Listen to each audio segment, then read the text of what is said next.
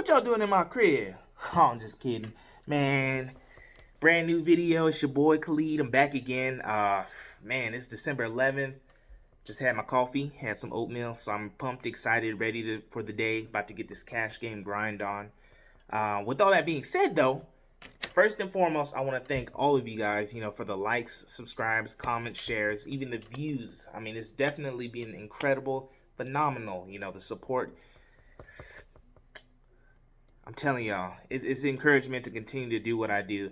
Um, and because of that, eventually I kind of want to do a giveaway. Not sure exactly what I'm going to do yet, but maybe it might be a sweater, poker chip giveaway, something of the sort. I mean, definitely tell me what you guys want in the comments down below, and I'll see if I can make it happen after we hit a milestone.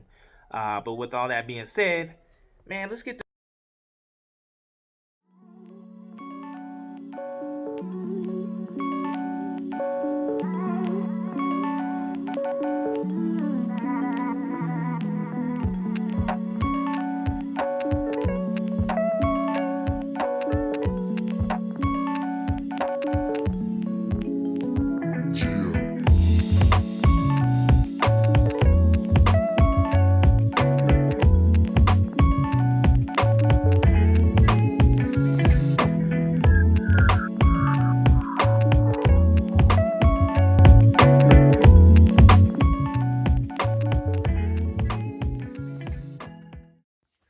So to start things off, I'm into this 1-2 no limit with $200. I look down at King Jack on the button.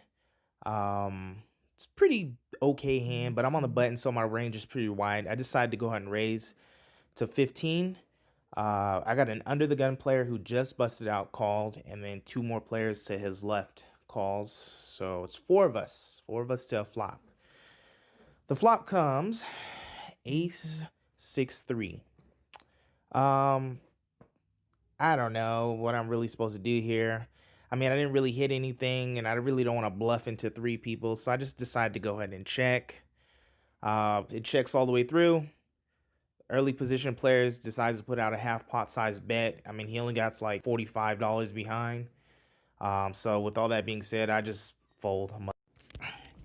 So our stack's been dwindling a little bit, but finally get the A7 of hearts here. Not the best of the best hands, but I decided to go on open.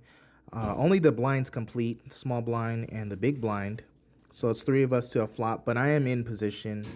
There's $30 in the middle, and the flop comes the 10-7-5, with the 5 of hearts giving us a backdoor flush draw. It checks all the way around to me. I decided to go ahead and c-bet most of my hands here, especially in position. Only the small blind calls, so I'm not too alarmed or anything. It's not too crazy. What did get me here was that the 3 of hearts pills out on the turn, and the small blind elects to lead out.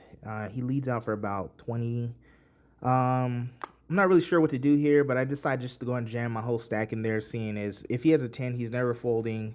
If he's got a 7 like us, or any kind of draw, we should be ahead of that at this point. Okay. I turn over my hand, and he tells me it's good.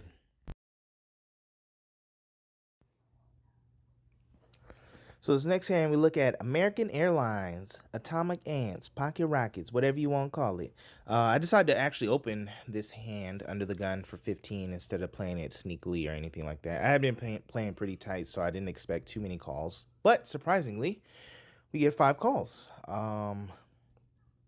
Not really the best scenario. I mean, I could potentially size it up, but the table dynamic changes from time to time. So sometimes 15 is good, sometimes 15 is too little.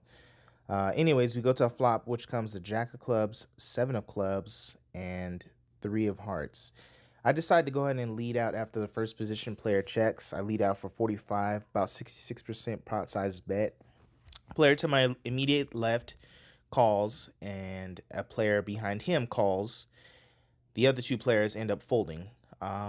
So we did thin out the field here, not too crazy. The King of Hearts pills on the turn. I'm first to act, so I decided to lead out again for 60. Charge any draws, charge any pair that might have turned, or if he had a pair on the flop and just doesn't believe me, when the king comes, he'll still call. Both players still call, but the player behind, last to act only had 41, so he sticks all of his money in, and we have a side pot between me and another player of $40. The river card comes a king. I'm not too scared. I mean, it's less likely he has a king, and maybe he just doesn't believe me. So I try to go for some value right here, in case he has a jack or a seven. So I put out 40 into a $40 side pot. He does call, and both players muck when I show my aces, and we take this one down. I mean, this one definitely was a nice little size, especially for a hand that was pretty easy to play. So this next hand is a little bit of an interesting one. I look down at the seven of spades, nine of diamonds. Normally I don't advocate for playing these type of lower equity type of hands, but seeing as like everyone kind of limped into the pot and it only cost me $1 more and it didn't seem the big blind like the big blind was gonna put in a raise, I just decided to go ahead and call. Maybe I could flop something here and then just reevaluate the situation, even though I am out of position. And which we do. I flop top pair, flop a nine. I just decided to bet for six here. No reason to play a sneaky or anything like that. And if there's any draws, they'll probably call. Any nines, probably gonna call. And I don't want to overvalue my hand here. 7, 8 might call. I put in the $6 bet, and I get only one caller. And he was on the button. So the six of hearts peels out on the turn, double pairing the board. I just decided to go and bet 10 again, just in case if he has any draws. Like I said, for the same reason before. He's just going to continue. If he's got a 3 and he's just non-trusting of me, he's going to continue. If he's got a 9, it's going to continue. And I could just try to extract value from these smaller pairing hands or something like that. But anyways, he decides to throw in a raise, which kind of threw me off. It was a min raise for an extra 20. Um, I've seen him do some crazy stuff before, so I just decided to call and then really just reevaluate. The river does come a 7, so in order to exercise pot control, I just decided to go and check, see what he does here. He has bluffed in the past, and I've seen him turn over air. And so it looks like he tanks for a little bit, and then he decides to throw out a little bit of larger size bet for 45.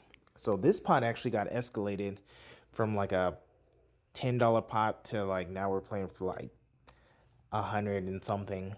Um, it was just weird. It really felt like he was just trying to push me off the hand right here. I still didn't know exactly where he was at because, like I said, he did limp pre-flop. Um, I don't know. I'm double checking. I'm double checking my hand, and I'm thinking to myself, I mean, if he does have a 9 here, like with the big kicker, I got him beat. So with all that being said, I mean, he could have like a lot of hands here. I just decided to go ahead and make the call. And then he just tells me good call. So I turn over my hand 7-9 for 2 pair. And then he turns over king deuce for king high. So a couple hands later, I look down at pocket rockets again. Open for 15 and I still get 20,000 callers. Just kidding. I got 5 callers. $75 into the pot. We go to a flop that comes king, jack, deuce, pretty much rainbow. I am in early position again, so I decided to just, go and lead for 50. If anybody has a king here or a draw or even a jack, like a strong jack, ace jack maybe, they should be able to make this $50 call. But, I mean, I guess everybody's just calling $15 raises with nothing because everyone just folds, so I just take down that pot. It's a nice little 125 right there, and I just go and show my hand to everybody. Just a caveat, normally I don't show, but that time I did. So in this next hand, I decided to get a little loosey-goosey. I had been running really well. I got the 6-7 offsuit. I actually called an open raise from the small blind for $8. There was 4 of us to a flop that came 10-9-5, 5-9 of hearts. The under the gun player, who was the original raiser, leads out for 15. A player to his left calls 15. I call 15. So now there was 3 of us to a turn, which came to 3. And this 3 actually gave me double belly butt guster, I think is, what do they call it? Double belly butt gut shot, some straight. Anyways, I needed either a 4 or a 8 to give me a straight, which would give me the nut straight. I mean, looking at the implied odds right here, the guy to my left, he did have about like $500 in front of him. So if I do spike this card, probably going to get paid off because he's showing a lot of strength by continuing to bet.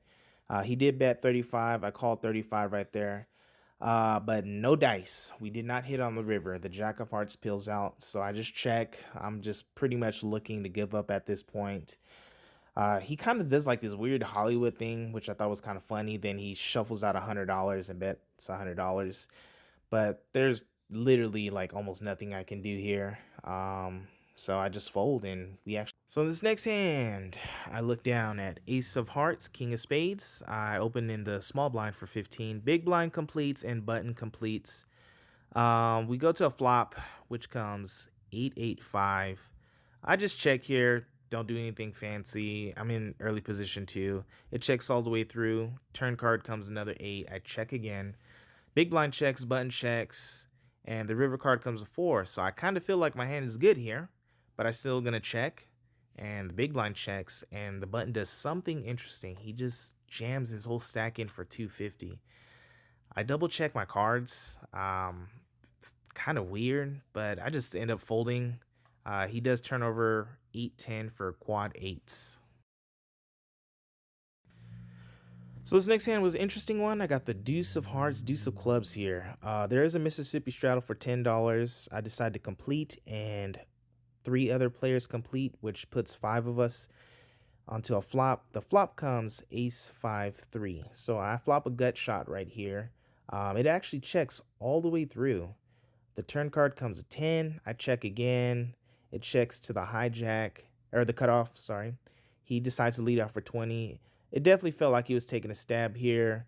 The button did call for 20. He was the original straddler, so he could have anything here. I decided to go and call for 20 since I have a pretty good price if I do spike my gut shot on the river, which I do. I hit the 4 on the river, which gives me the ace straight, ace to 5 straight. I decide to check.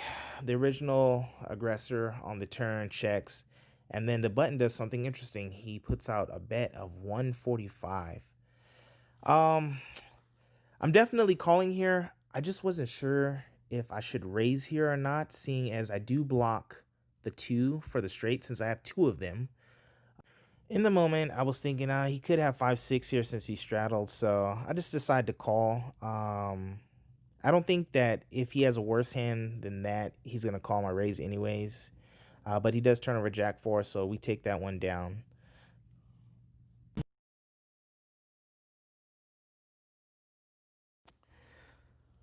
So in this next hand, we have a Mississippi straddle for $6. The small blind completes for $6. I decide to go and bump it up to $24. I have the Ace of Clubs, 10 of Diamonds in this hand. The Under the Gun player, which was a newish player, had been sitting here for less than an hour. It's pretty active. He decides to make the call as well. The original straddler makes the call, and the small blind makes the call too as well. Um, with all that being said, that's 4 of us going to a flop. But in this pot so far, it's already $96, so it's kind of gotten escalated at this point. So it's just gonna be tough. I gotta see what I can do here. But fortunately, the flop comes King 10 Deuce, 10 Deuce of Spades. This flop definitely hits my opening range, especially with that sizing too. So the small blind does checked. I decided to go and bet right here for 35. It's about a 30% pot size bet. Just so I can just kind of reevaluate the field. If there's any really strong hands at this point, I feel like they would go ahead and re-raise. If there's any draws right here, they can definitely call this $35 sizing. And even another 10, let's say a worse 10, like 9-10 can make this call as well. Flush draws can easily make this call. So I decided to bet on the smallish side. I don't want to bloat the pot too much and get too carried away, but also at the same time, I want to leave myself outs. I make it 35. The under the gun and the button do call. The small blind does fold. So the king of spades peels out on the turn. Not the best card. I don't really suspect anybody has a king here, but the front door flush draw did get through. Interesting enough, though, I decided to check. The under the gun player decides to go and lead out at this point for 45. I had noticed before that he would bet on his draws, and I mean, it to me, it just was weird here because I was thinking if he really did have a king with a player behind, he'd probably want to try to trap them, so he'd probably check. Also, I did take note that he does bet on his draws too, for around that sizing. So it's kind of a little bit of a bet tell. Uh, but the six of hearts does break out on the turn. So it was good for me. I decided to go ahead and check. I think right here I could probably bluff catch a lot of hands, seeing that a lot of the draws did miss. The ace of spades could be a card that he does have, which would explain why he did bet on the turn. So he does carve out $75. I count out the $75 and I just think about it. I just want to take some time in my head to really go over. I do have a bluff catcher right here with the 10 and the ace. I mean, I have him outkicked in case does have queen 10. Uh, but like I said, I just, I backtrack. I really think about the hands. I think about all the potential hands he could have and all the hands he would probably raise with in my hand during the session. I decided to go and make the call. It just, like I said, it really felt like he missed here. He tells me good call, and then he turns over the queen jack with the queen of spades for a missed straight draw and missed flush draw, and I take that one down with the 10. So after about 2-3 hours of playing, I decided to go and rack it up. That was enough action for me, Mr. Action Jackson, and I really love locking in wins, so decided to go out and book this one and call it a day. I mean, $700 in 3 hours. I don't know who don't like that. I mean, I know I do, so I like to hold on to my money too, so let's go and take this one to the cash cage.